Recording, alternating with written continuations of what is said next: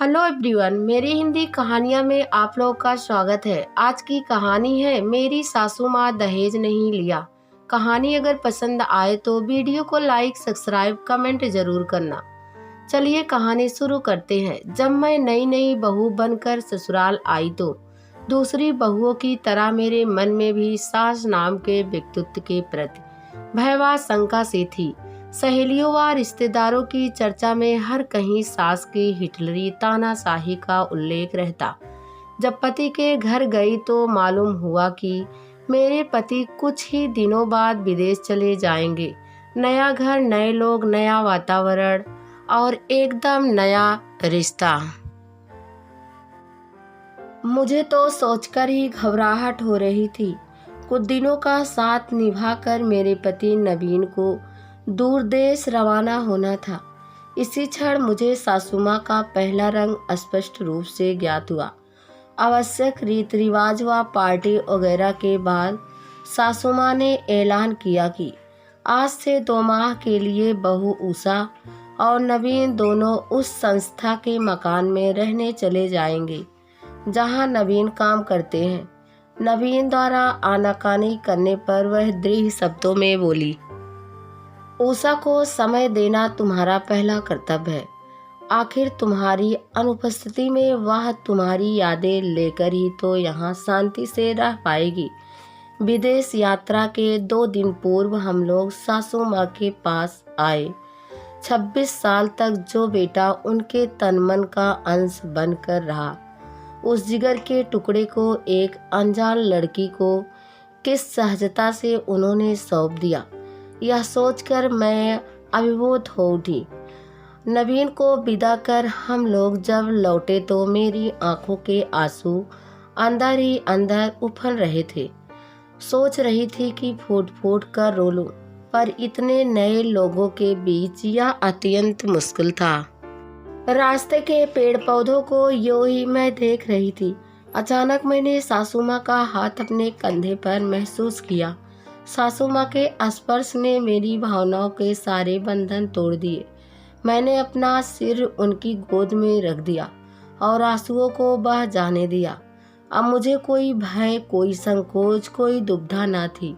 सासू माँ की ममता के रंग ने मुझे आश्वस्त कर दिया था। मैं अकेली नहीं हूँ, मेरे साथ मेरी माँ है। सासू माँ का दूसरा रंग मैंने छोटे देवर की शादी में देखा। बारात विदा होने से पहले लक्ष्मी पूजन का कार्यक्रम था। वधू पक्ष द्वारा लिया गया सजा सजाया हॉल, साजो सामान सब उन्होंने नकार दिया और अपनी ओर से पूरा खर्च कर लक्ष्मी पूजन संपन्न किया। उनके अंदर के हट का रंग मुझे करीब 10 वर्ष बाद देखने को मिला। ससुर जी ने मकान बनाने के लिए जो योजना बनाई थी वह सिवा सासू माँ के सबको पसंद थी। ससुर जी 4 शयन कक्षों और एक हॉल वाला 2 मंजिला बंगला बनवाना चाहते थे। नीचे 2 से 2 शयन कक्ष और रसोई घर वाले 2 फ्लैट और ऊपर 2 शयन कक्ष के साथ एक बड़ा हॉल रसोई समेत बनवाया जाए। नीचे बगीचे और गैरेज के लिए जगह रखी जाए। एक दिन ससुर जी कागजों को एक पुलिंदा लाए और बोले, लो बसंती, तुम्हारी इच्छा अनुसार मकान का नुस्खा बनवा कर लाया हूँ। अब उठकर मेरे साथ कुछ खा पी लो। सासू माँ के चेहरे पर विजय की एक संदिग्ध रेखा अभर आई। उस घटना के वर्षों बाद मुझे अपनी सासू माँ के सत्याग्रह का असली अर्थ समझ में आया। 4 हिस्से वाले इस घर में रहते हुए पूरे परिवार में जो सुख, शांति और अपनत्व है, उसका श्रेय सासू माँ के उस सत्याग्रह व दूरदृष्टि को जाता है। सासू माँ के अंदर की ईर्ष्या का रंग तब अचानक ही उभर आता जब नानी सास हमसे मिलने आती, हमारे लिए तरह तरह के कीमती उपहार लाती, महंगी साड़ी सासू माँ को भेंट देती और पूरे समय अपने डॉक्टर बेटे की दौलत, व्यवसाय और प्रतिष्ठा का गुणगान करती। नानी माँ जितने दिन रहती, सासू माँ विचलित और अशांत रहती। किसी का भी दिल ना दुखाने वाली सासू माँ का अपनी ही माँ से किया जाने वाला रूखा व्यवहार मेरी समझ से बाहर था। एक दिन हमेशा की तरह मामा पुराण शुरू हुआ था। अब बस भी करो अम्मा, सासू माँ ने रुखाई से कहा। कमाल है, नानी माँ अचकचा कर बोली, सगे भाई की दौलत, खुशी की तारीफ तुझसे सही नहीं जाती।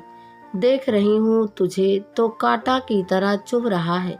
सासू माँ ने सीधे अपनी माँ की ओर तीव्र दृष्टि डाली और कड़े शब्दों में बोली, सो क्यों है, यह तुम अच्छी तरह से जानती हो।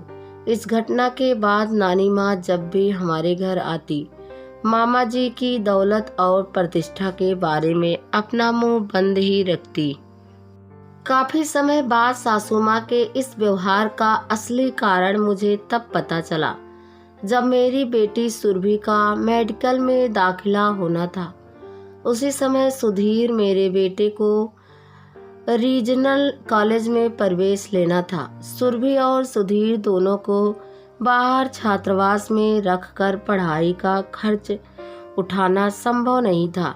लिहाजा हमने सुरभि को घर में रखकर एमएससी करने को कहा, लेकिन सासू माँ ने जब सुना तो बहुत नाराज हुई।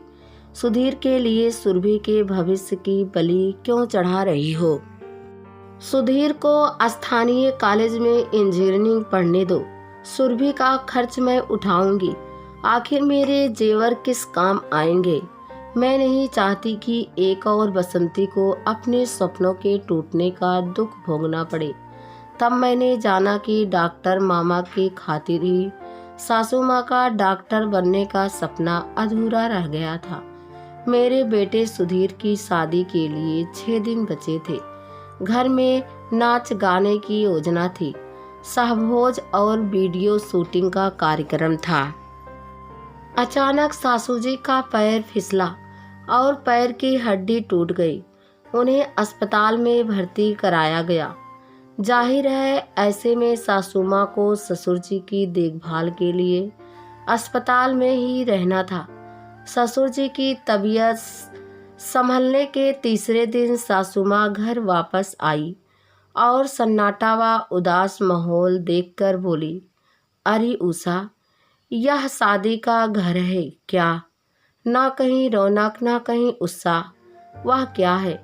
मैं दुविधा में बोली, अब रहने भी दे। 2 दिन के लिए मैं घर छोड़कर क्या गई? सबके सब एकदम सुस्त हो गए। वह नाराज होकर बोली। फिर नवीन से बोली, तेरे पिताजी की तबीयत अब ठीक है। आज तुम दोनों भाई उनके साथ रहना।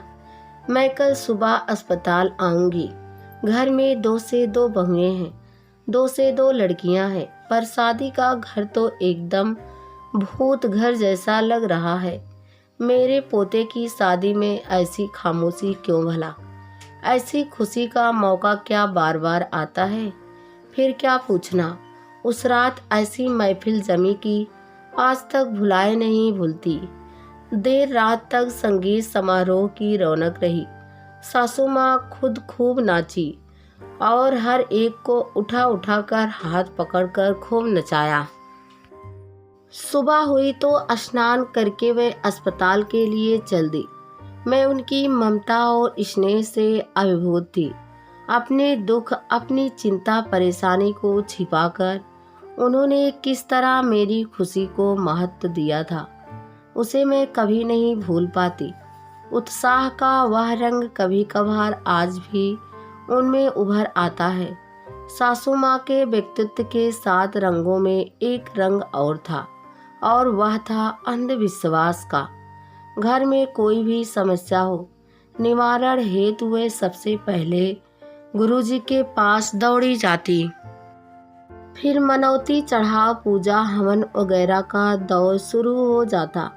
एक बार छोटे देवर ट्रेनिंग पर गए हुए थे। प्रतिदिन वहां के समाचारों में बादल, वर्षा, तूफान का जिक्र रहता।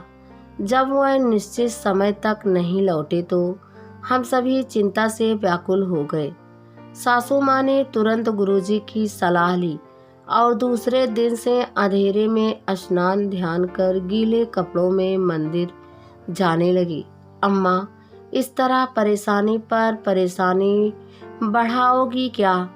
अब तुम भी बीमार पड़कर रही सही कसर पूरी कर दो। एक दिन नवीन बरस पड़े। अम्मा जी ने शांत सहज उत्तर दिया, भोलेनाथ की कृपा से हरेंद्र जल्दी घर वापस आएगा, और रही मेरी बात तो मुझे कुछ नहीं होगा। देखना, तेरा पोता गोद में खिलाने के बाद ही मरूंगी। वक्त बेवक्त नहाने खाने और सोने से एक दिन जब सासू माँ मंदिर में ही मूर्छित हो गई तो उन्हें अस्पताल में भर्ती कराया गया। 15 दिन बाद देवर जी सकुशल लौटे। आते ही सासू माँ ने उन्हें गले लगा लिया और भाव विह्वल स्वर में बोली, मेरे भोलेनाथ की कृपा से तुम मौत के मुंह से लौटे हो। देवर जी अवाक उनकी तरफ देखते रहे और बोले, क्या कह रही हो अम्मा? मैं और मौत के मुंह में? कुछ समझ नहीं आ रहा है। पूरी बात बताने पर वे उन पर बरस पड़े। अम्मा, जाने कैसे कैसे लोग तुम्हारे इस अंधविश्वास का फायदा उठाकर तुमसे पैसे ऐंठ लेते हैं। इस व्रत उपवास के चक्कर में तुमने अपना क्या हाल बना लिया है। मैं तो नहीं, पर तुम खुद ही अपने इन अंधविश्वास के कारण मौत के मुंह में जा रही थी। देवर जी ने बताया कि उनका ट्रेनिंग कार्यक्रम अचानक स्थगित हो गया था और उन्हें वहीं से ऑफिस के काम से मुंबई जाना पड़ा।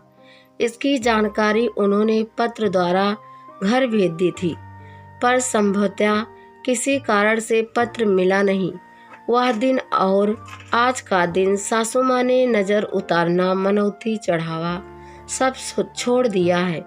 अपनी इतनी पुरानी मान्यता तो छोड़ पाना उनकी दृढ़ता का ही परिचायक था। सासू माँ में सही समय पर विरक्ति का रंग भी छलक उठा। मेरे बेटे के संपन्न ससुराल वाले अपनी बेटी को वह सब सुविधाएं देना चाहते थे जिनकी वह आदी थी, लेकिन सासू माँ की इच्छा अनुसार हमने कुछ भी लेने से इनकार कर दिया। जैसे जैसे समय बीतता गया, हमने महसूस किया कि उन सुविधाओं के अभाव में बहू को यहाँ समझौता करना मुश्किल हो रहा है। हम दुविधा में थे। इधर बहू भी अशांत थी, लेकिन अम्मा जी समधियाने का सामान लेने में खुद को अपमानित महसूस करती थी।